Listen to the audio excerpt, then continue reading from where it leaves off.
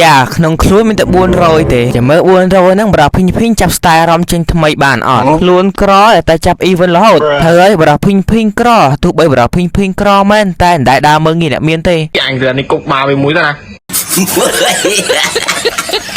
បើចាំបានអត់ទៅមិនស៊ូរត់ចោល event ទៀតណាមិនស្គាល់អាជើងរត់ចោល event ចូលមក speed ដំបងបរោះភីងដាក់5 speed យកហ្មងចង់ដឹងអត់ថា 5 speed ហ្នឹងបរោះភីងហេងធានាថាឥឡូវបរោះភីង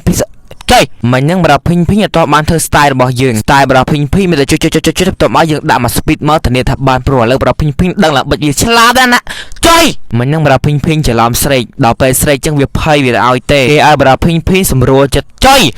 សម្រួលបានទេដាក់ឲ្យដែរហើយស៊ីអីកាញ់ណាហ៎ចុយមក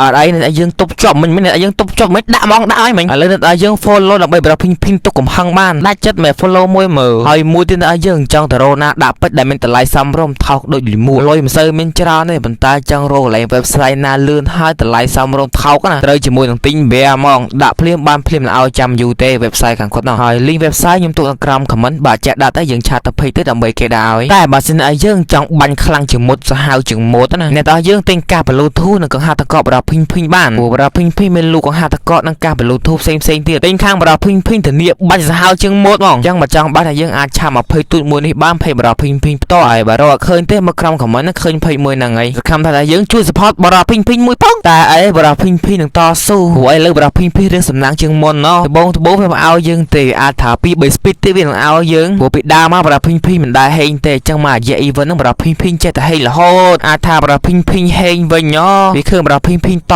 ស៊ូខ្លាំងពេកដល់ពេលអញ្ចឹងវាជាតែឲ្យយើងហើយមួយនេះមួយចង់ក្រោយណាសង្ឃឹមថាបាទ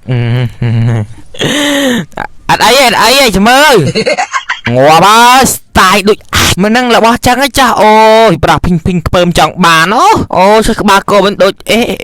ឈុតដូចអាចដែរជួយក៏ដូចអាចដែរឲ្យខ្ញុំ free ចឹងឈុតដូចអាចហើយចុយពីណាគេមកដួលពងមួមករឿងចាក់អីវិញ